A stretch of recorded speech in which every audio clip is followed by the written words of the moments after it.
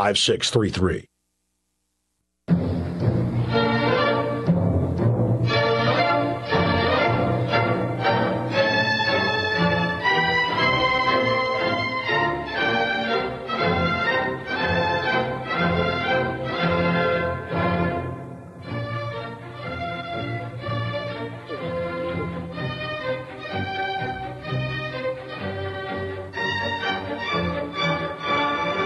Welcome back to our second hour of today's edition of World Crisis Radio. This is Webster Tarpley again in Washington, D.C. Now, of course, this past week we had a big flare-up of interest in Obama's birth certificate, and is he qualified to be president? Where was he born? We've had this Major Cook case, which has been on Hannity a couple of nights this week, Lou Dobbs on CNN, and a lot of interest. So let's get it directly from the source.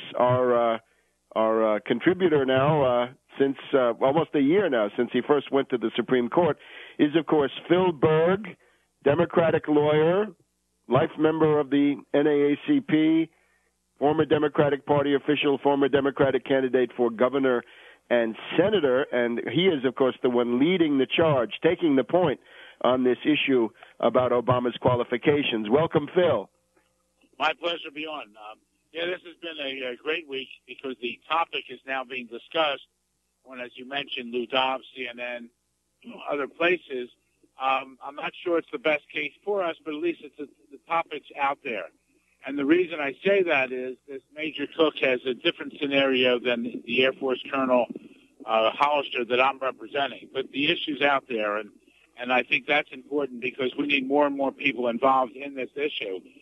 I don't have the exact date, but we did get a tentative date for October for a hearing in the Third Circuit. But more pressing is the case, the sealed case that I had against Obama, which is now unsealed because the judge, in our opinion, wrongly dismissed the case against us, and we filed a motion for reconsideration, basically stating there's a major conflict of interest with Attorney General Eric Holder. Well, the government just filed their response several days ago, and we're preparing our response to their response. But they cite a case which has no basis whatsoever. Their reply is just so off base. Excuse me, and they're taking cases that have no effect. So we really are going to press this, and I think they're stating that Eric Holder never signed anything in this particular case. Well, I don't care if he signed or not. He's the Attorney General, and this is his underlings, and this is a major conflict of interest. So the next step is we'll be filing our response by Monday, and then we're also asking under the quitem, you'll have a hearing. We're going to ask for a hearing on this. Now, the difference is this next hearing can be open. As soon as I get a date on here, I'll tell you, because hopefully we'll get a lot of people there to come to the court to see what's going on and to be able to, have some backing for us. Bill, what city will that, where will that be held? That's going to be held in the United States District Court in the District of Columbia.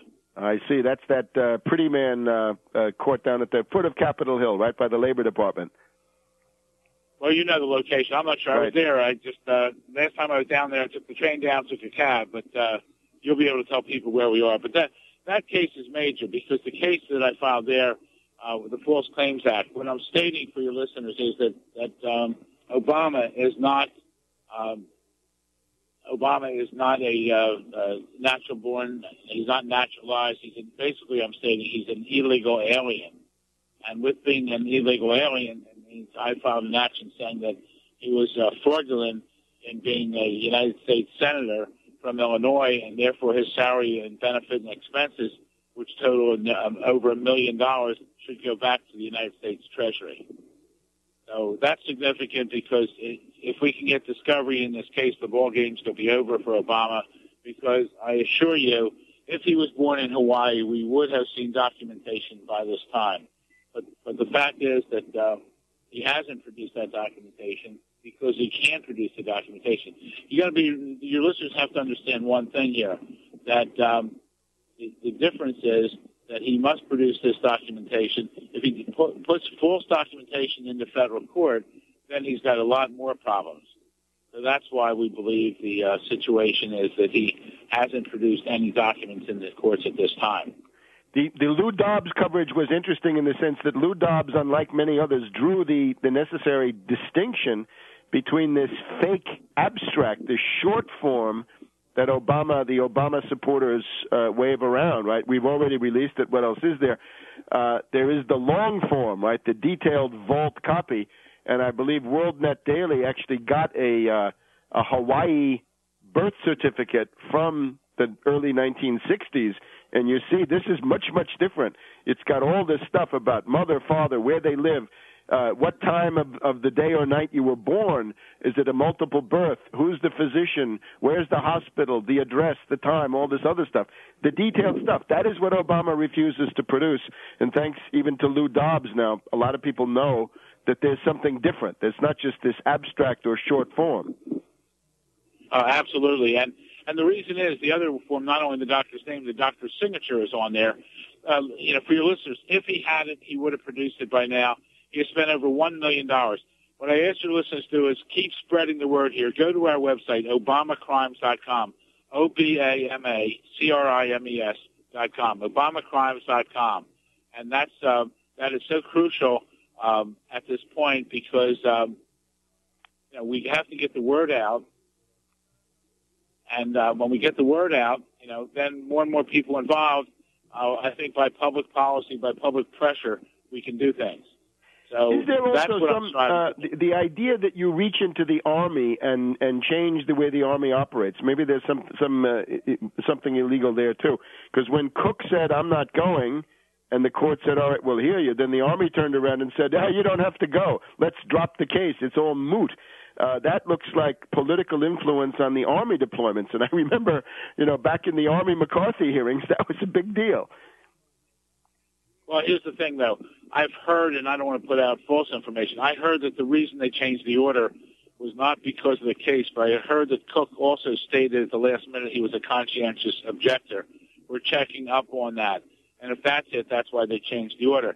But the difference with the Cook case versus Hollister is a retired Air Force colonel on ready recall by the president. On the case of Cook was in the National Guard, I believe, or whatever force he's in. And just 2 months ago in May, he went in and signed up to go to Afghanistan. So it's a different situation completely. Right. He signs up to go to Afghanistan, and now he changes his mind. But the big issue for everyone is the issue is out there being talked about. That's what's significant right now. We need more and more people to know about it. We need cash because we want to put up signs. One person, one group is putting up signs saying, "Where's your birth certificate?" To me, that doesn't mean anything. If we raise the right money, we're going to be saying, "Obama, where's your birth certificate?" to bring people in to the real issue that's at hand. Absolutely. I urge everybody, go to obamacrimes.com, make a contribution. Don't get distracted. The Orly Tates cases are not the main line. It's the Phil Berg cases that need to be supported, also because this has the added benefit of breaking that idiotic left-right mental straitjacket, which a lot of people are interested in maintaining. So, more power to you, Phil. Thank you very much, and I appreciate being on your show all the time. And everyone, if you can go to obamacrimes.com and send it to everyone in your address book and ask them to send it on. And if you can make a contribution, we can get real signage out there that means something. Okay, we'll see you next week, and keep up the good work. And we're hoping for quo warranto sometime soon. We're working on it. Okay. Thank you. Nothing like a good quo warranto to throw that into the mix, right? By what law do you exercise this authority? All right, so we got to shift back to economics now, and we've seen CIT. Boy, if that goes down, there's going to be a lot less merchandise on the shelves. And since we're always being told that 2/3 of the U.S. economy is retail sales and consumer economy, that's not a good situation. And now you see why that's such a tremendous vulnerability. So we'll be back in just a minute here on World Crisis Radio.